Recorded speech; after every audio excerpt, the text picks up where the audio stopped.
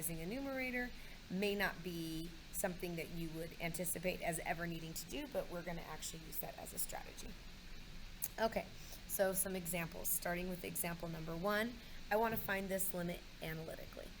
And so taking a look at this, just kind of doing a little bit of predicting, my first strategy is to substitute in, and I am concerned about that. You might notice that on that denominator, if I substitute in, I'm going to get a 0 right here, and 4 times 0 is 0. On the numerator, I don't actually, let's see, I guess I get a 0 on that as well. Remember, this does not mean undefined. This means this is indeterminate, which means I need to use another strategy. There's 2 strategies that I'm going to be working on will be either factoring.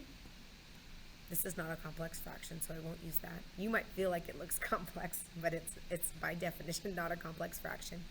Or rationalizing, which we're going to use with radicals, which I don't have. So I'm going to factor this.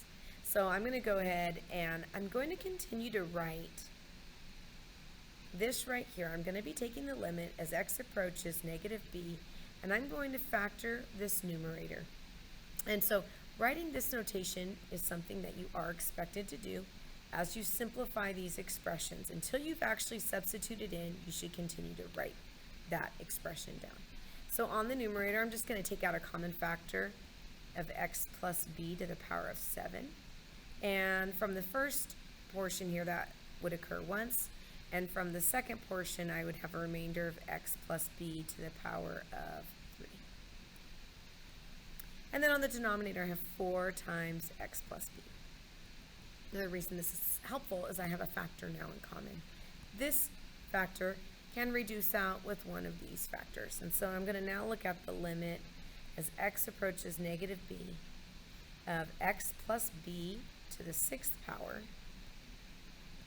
times 1 plus x plus b to the 3rd power.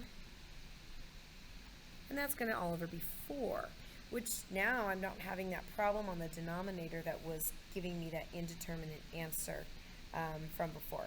So I'm happy to see that that has changed.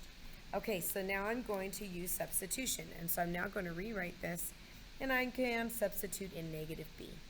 Well, negative b plus b would then make this 0 to the 6th power times 1 plus 0 cubed all over 4. On the numerator, I end up with 0. 0 divided by any number that's not 0 is equal to 0. I said it that way on purpose. 0 divided by 0 just means we can't make a conclusion that's indeterminate. That's not undefined, and that's not 0. That means we don't know. We have to look at it differently. Okay, for number 2, we are going to use a strategy that normally you would have seen in pre-calculus, but that's okay. We're going to show it to you now. This strategy, we would still start with substituting in a 0 and just seeing what happens. What do we get if we substitute in a 0? And unfortunately, what we get is 0 over 0, which is an indeterminate form, which means substitution failed. It did not provide for me enough information. So what I'm going to do is I'm going to take this expression and I'm going to rewrite it. Now, I want you to notice I'm still writing the limit. We should still continue to write the notation, the limit as x approaches, until we've actually done the substitution in. When you rationalize a numerator, it's the same process of rationalizing a denominator, but the difference is that you might remember from past years that when you rationalize the denominator and there's a binomial on that denominator, you would multiply by the conjugate of that denominator, and you would do that on both the numerator and the denominator. We're still going to use conjugates, but we're going to do the conjugate of the numerator, not the conjugate of the denominator. In case you had forgotten what a conjugate is, it's the exact same term, but a sign change in between, or the exact same expression, but a sign change in between the two terms. When you're rationalizing, you should multiply the numerator and the denominator by the exact same expression. Really what I'm doing here is multiplying just by a form of 1, and I want to do that because I don't actually want to change the value of the expression, just the form of it. Okay, on the numerator, I have not done any substitution yet with this 0, so I'm just going to be simplifying this expression, and so I'm going to write as x approaches 0. It is helpful to recognize that this is a difference of two perfect squares. Similar to if you were multiplying something like this, when you multiply two conjugates, x plus 4 times x minus 4, you're pretty familiar now that as you go through and you multiply these, that the middle terms are going to cancel out. So most of the time, you're going to anticipate that action and you're not going to multiply the middle terms. Well, this is another difference of two perfect squares because we are multiplying conjugates here. And so as I multiply, I'm going to see middle terms cancel out. The square root of 2 plus x times the square root of 2 plus x creates a pair, and so we end up with 2 plus x. The square roots basically multiplied together to get you back to the whole portion of 2 plus x. Right here, I usually don't write this, but I will since this is new for you guys, since you didn't see it last year. This would be plus the square root of 2 times the square root of 2 plus x. The reason I normally don't write that is because I'm anticipating that this is going to cancel out. If I continue distributing here, I would now have the exact same term as I just got, but with a minus.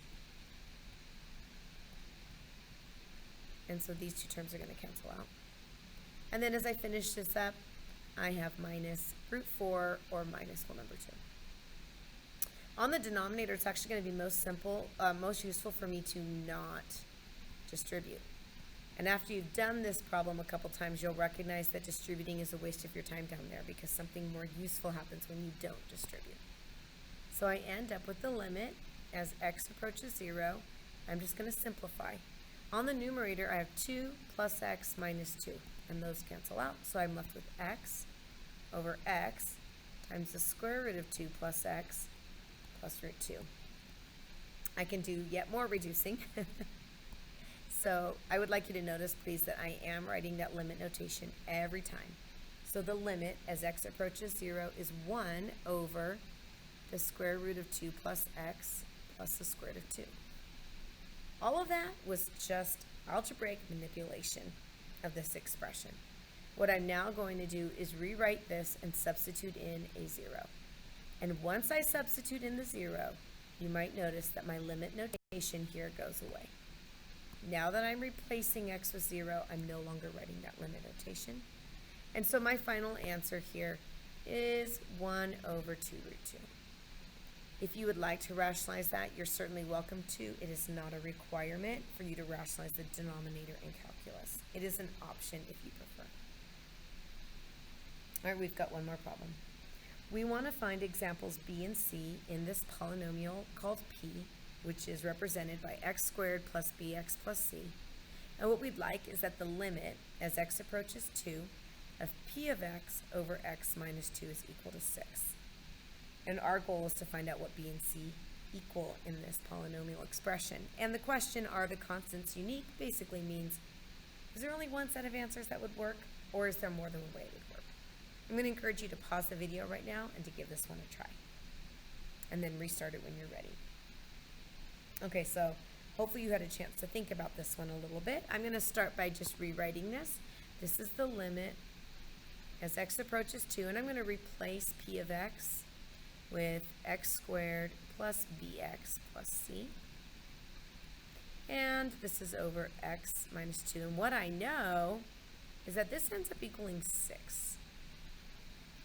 Now the interesting thing is that if I substitute in a 2 right here, I would get a 0 on the denominator, which 6 doesn't have a 0 on the denominator.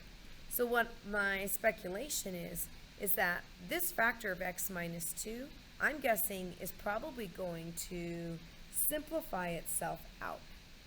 I'm thinking that since this is a 0 on the bottom, there's probably a 0 on the top. This is probably an indeterminate form.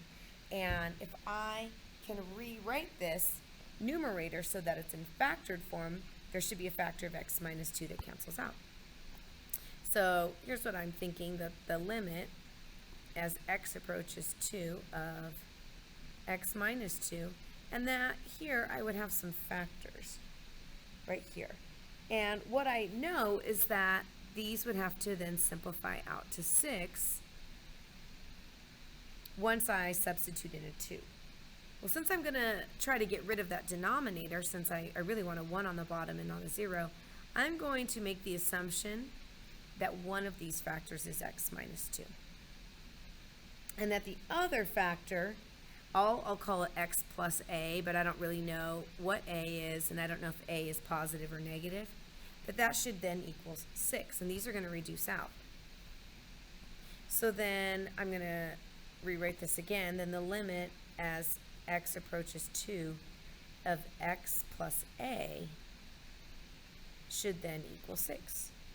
Now what that tells me is then if I substitute in a 2 for x, you might notice my limitation, or my limit notation went away once I did substitution, then a is 4. Which, that's not what we're looking for, but that right in here, that a is 4. So what this tells me is that this polynomial that we're starting off with p could be written in factored form as x minus 2 times x plus 4. And if I distribute this out, expand this out, FOIL this out, however you'd like to say that, this would end up being x squared plus 2x minus 8. The number in the position for b is 2, and the number in the position for c is negative 8. Those are the values for b and c, and the question, are they unique? The answer is yes. Those are actually the only two numbers that we're going to be able to use that will allow us to then get a simplified or equivalent expression that